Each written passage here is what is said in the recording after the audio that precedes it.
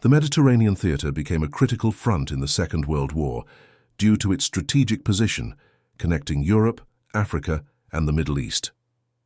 Control of the Mediterranean Sea meant access to shipping routes, oil supplies, and the ability to strike at enemy territories. For both the Axis and the Allies, dominance in this region would determine the flow of troops, weapons, and resources across 3 continents. Italy entered the war in June of 1940, declaring war on Britain and France shortly after Germany's conquest of France. Benito Mussolini, seeking to expand Italian influence and create a new Roman Empire, turned his focus to North Africa.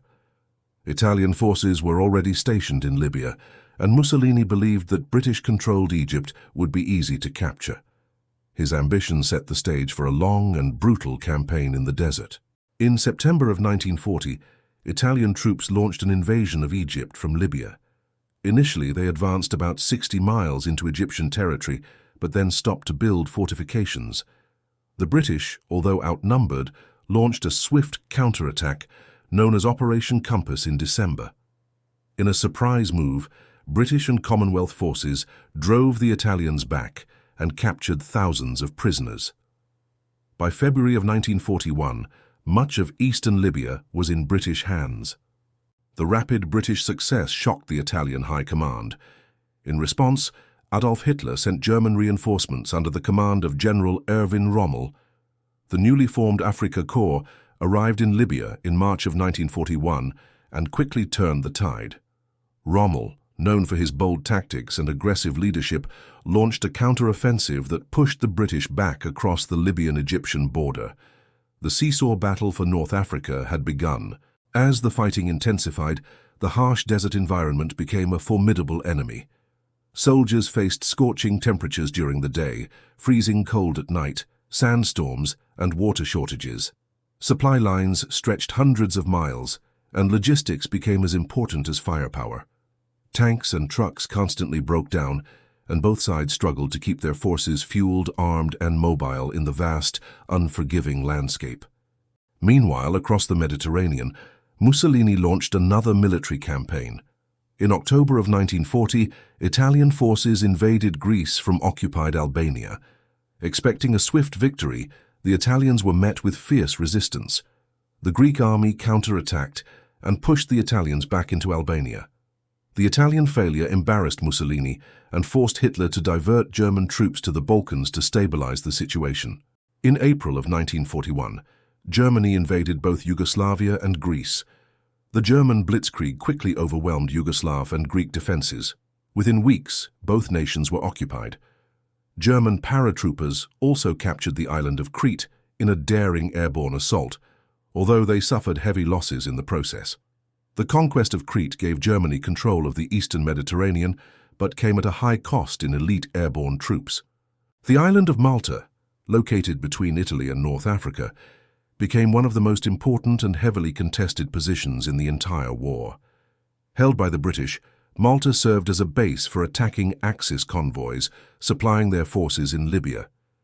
In response, Germany and Italy launched continuous air raids on the island, hoping to force its surrender. The siege of Malta became one of the longest and most intense bombing campaigns of the war. Despite relentless attacks, the defenders of Malta held out. British fighters intercepted incoming bombers, and the civilian population endured constant danger. Underground shelters were dug into the rock, and supplies were flown in or brought by convoys braving submarine and air attack. Malta's survival was a major strategic victory for the Allies and a thorn in the side of Axis commanders throughout the North African campaign. Naval battles also raged throughout the Mediterranean.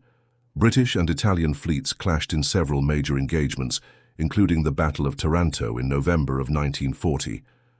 In a daring nighttime raid, British aircraft launched from the carrier HMS Illustrious struck the Italian fleet at anchor. Using torpedoes in shallow water, they crippled several battleships and demonstrated the power of carrier-based air power, influencing future naval strategy. The loss at Taranto shocked the Italian Navy and reduced its ability to challenge British dominance at sea. However, Axis submarines and aircraft continued to threaten Allied shipping in the region. Convoys supplying Malta and North Africa came under constant attack, and the Royal Navy was forced to defend its ships in one of the most hostile maritime environments of the war. Losses were high on both sides. In North Africa, the struggle between Rommel's Afrika Korps and British forces continued throughout 1941 and 1942. Control of key cities like Tobruk and Benghazi changed hands multiple times. Tobruk, in particular, became a symbol of resistance when an Australian garrison held out against German and Italian attacks for over 8 months. The city's defense disrupted Axis supply lines and delayed Rommel's plans. Rommel's tactics earned him the nickname the Desert Fox. He frequently used deception, speed, and surprise to outmaneuver larger enemy forces. His leadership inspired both fear and respect. However, his successes were often limited by logistics. The further Rommel advanced, the more difficult it became to supply his troops. British control of the seas meant that Axis convoys were frequently sunk before reaching their destination. To support their North African forces, the Axis powers relied on shipping from Italy across the Mediterranean. These convoys were vulnerable to Allied submarines, aircraft, and surface ships. British codebreakers, reading German and Italian naval messages, provided intelligence that allowed the Royal Navy and Royal Air Force to intercept and destroy many of these shipments. The constant loss of supplies weakened Axis positions on the ground. In November of 1941, the British launched Operation Crusader to relieve Tobruk and push Rommel's forces back. After weeks of fierce fighting, the operation succeeded. Tobruk was relieved, and Axis forces were driven westward once again. However, Rommel regrouped and launched another offensive in early 1942, regaining lost ground. The Desert War became a series of offensives and counter-offensives with no decisive outcome. Civilians in occupied Greece, Yugoslavia, and North Africa suffered greatly during this period. In Greece, famine struck as Axis forces requisitioned food and blockades disrupted imports. Resistance movements began forming in the mountains, carrying out sabotage and ambushes. German and Italian reprisals were harsh, with entire villages burned and hostages executed in response to guerrilla attacks. The war in the Mediterranean stretched resources thin for both sides. The British had to divide their forces between Europe, Africa, and the Middle East. The Axis powers struggled to maintain long supply lines and secure their vulnerable convoys. Each victory came with a cost, and the tide of battle often changed rapidly. The region became a proving ground for commanders, tactics, and technologies. As 1942 progressed, both sides prepared for a major confrontation. The British built up strength in Egypt under General Bernard Montgomery, while Rommel sought to deliver a decisive blow and capture the Suez Canal. The canal was vital for Allied shipping and the key to controlling the Middle East. The stage was set for one of the most important battles of the war in the desert. In the summer of 1942, General Erwin Rommel launched an ambitious offensive toward Egypt. His goal was to capture Alexandria, seize the Suez Canal, and cut off Britain's access to Middle Eastern oil and supplies from India. The Afrika Korps advanced rapidly, defeating British forces at Gazala and capturing Tobruk in June. Tobruk had held out for months in the past, but this time it fell in a single day, delivering a major psychological blow to the Allies. The loss of Tobruk sent shockwaves through Britain.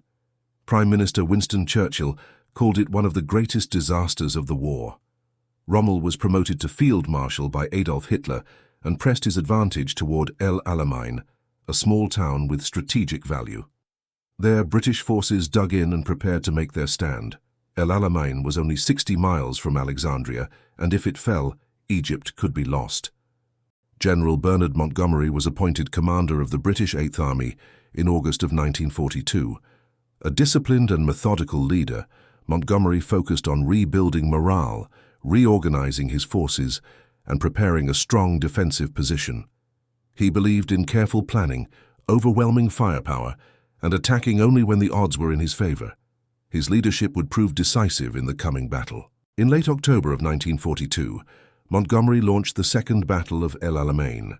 The operation began with a massive artillery barrage, followed by coordinated infantry and armored assaults. British forces slowly pushed back the Afrika Korps, grinding forward through minefields and fortified positions. Rommel, suffering from illness and short of supplies, was forced to retreat. By early November, the Axis line had collapsed, and the tide of the Desert War had turned. The victory at El Alamein was the first major Allied land victory against the Axis in the war. Churchill famously said that before El Alamein they had never had a victory, and after El Alamein they would never have a defeat. The battle marked a turning point not only in North Africa, but also in Allied confidence and momentum. Rommel's forces retreated westward toward Tunisia under constant pressure. At the same time, Allied forces launched Operation Torch, an amphibious invasion of French North Africa. In November of 1942, American and British troops landed in Algeria and Morocco, quickly overcoming resistance from Vichy French forces. The landings opened a second front in North Africa and placed Axis forces in a dangerous position, caught between advancing Allied armies from both east and west. Germany responded by occupying the previously unoccupied zone of Vichy France and reinforcing Tunisia with troops and equipment. The final phase of the North African campaign became a race to secure the region before the Axis could fortify their positions. Fierce battles erupted across the mountainous terrain of Tunisia. The terrain favored the defenders, and the fighting was intense and costly on both sides. American forces, still gaining combat experience, faced challenges during early engagements. At the Battle of Kasserine Pass in February of 1943, inexperienced American units were routed by veteran German troops. The defeat prompted a reorganization of American command and tactics. Under new leadership, American forces adapted quickly and became more effective in the field. As spring arrived in 1943, the combined strength of British, American, and Free French forces proved overwhelming. Allied air superiority made Axis supply efforts nearly impossible. Ports were bombed, convoys were sunk, and German and Italian troops were gradually pushed back. Rommel was recalled to Europe, and the remaining Axis forces found themselves trapped and undersupplied. In May of 1943, the Axis forces in Tunisia surrendered. Over 200,000 German and Italian soldiers were taken prisoner.